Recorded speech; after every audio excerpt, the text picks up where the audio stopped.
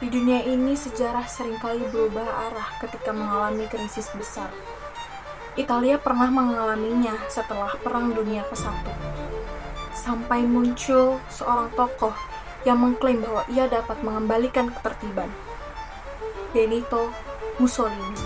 Tapi apakah pola fasisme yang telah ia bangun dulu memiliki kemiripan dengan fenomena politik di Indonesia saat ini? Kita bahas dengan tenang dan pakai kacamata sejarah. Setelah Perang Dunia ke-1, Italia mengalami kondisi yang sangat kacau. Ekonominya jatuh, pengangguran yang tinggi, serta masyarakat yang kehilangan arah. Dalam keadaan ini, Mussolini membawa stabilitas baru. Ia membawa gagasan fasisme.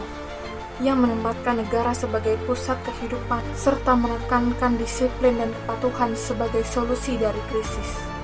Fasisme tidak muncul secara tiba-tiba. Krisis Italia sudah berlangsung sejak Perang Dunia I pada 1914 sampai 1918.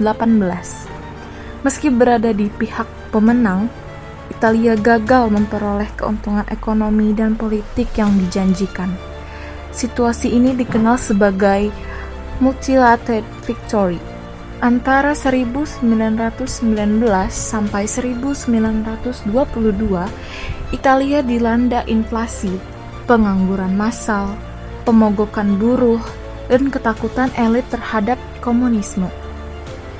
Demokrasi parlementer dianggap gagal. Dalam kekosongan inilah, gerakan fasis mulai memperoleh dukungan luas. Puncak awal fasisme terjadi pada Oktober 1922 melalui peristiwa March on Rome. Mussolini dan pendukungnya menekan negara lewat mobilisasi massa dan ancaman kekerasan. Raja Italia akhirnya menunjuk Mussolini sebagai Perdana Menteri. Sejak momen ini, fasisme berubah dari gerakan politik menjadi dasar kekuasaan negara Italia. Bagi Mussolini, negara adalah sumber identitas, nilai, dan arah hidup bersama. Ada beberapa ciri utama, yaitu negara lebih penting daripada individu, disiplin kolektif, penolakan terhadap demokrasi liberal dan individualisme, dan kepemimpinan yang mengatur banyak aspek dalam kehidupan. Menurut Cohen dan Forman 1996, fasisme menempatkan individu hanya sebagai bagian dari totalitas negara. Dengan dasar ini, terbentuklah negara totalitarian Italia. Di sini penting membedakan antara otoriter dan totaliter. Fasisme Mussolini bukan hanya membatasi kritik, tetapi berusaha mengontrol cara berpikir, pendidikan, budaya, dan nilai hidup masyarakat. Negara fasis tidak sekadar menekan oposisi, tetapi ingin membentuk manusia baru yang sepenuhnya loyal pada negara. Dalam praktiknya, fasisme mendorong negara untuk mengontrol banyak sektor kehidupan. Partai tunggal, pembatasan kebebasan, dan melegalkan kekerasan. Demi stabilitas, negara menentukan bagaimana masyarakat bertingkah, bekerja, bahkan berpikir. Sekarang, mari kita lihat fenomena di Indonesia tahun 2025.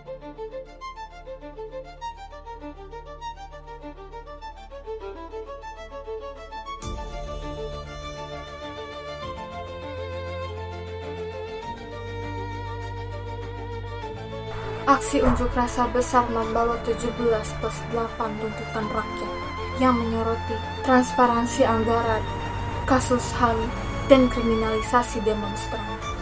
Komnas HAM mencatat 951 penangkapan dalam 4 hari aksi, serta penggunaan kekuatan yang berlebihan.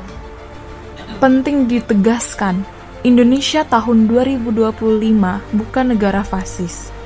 Kemiripan yang muncul berada pada level praktik otoritarianisme, bukan ideologi negara.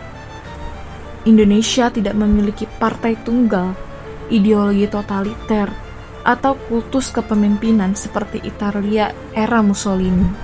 Artinya, Yang terlihat adalah kemiripan pola kekuasaan, bukan sistem fasis secara utuh.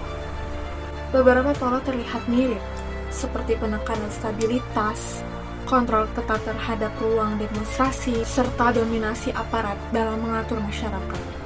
Ini menunjukkan adanya irisan dengan prinsip otoritarian fasisme. Tetapi Indonesia belum menunjukkan ciri utama negara fasis, seperti partai tunggal, ideologi totalitarian, atau kultus pemimpin. Jadi kemiripannya hanya terjadi pada pola, bukan pada seluruh sistemnya. Fasisme memberikan gambaran bagaimana kekuasaan dapat mengambil alih ruang-ruang kebebasan individu. Fenomena Indonesia 2025 menunjukkan beberapa pola-pola yang serupa. Meskipun tidak sepenuhnya sama, dengan memahami sejarah, kita dapat melihat dinamika politik hari ini secara jernih.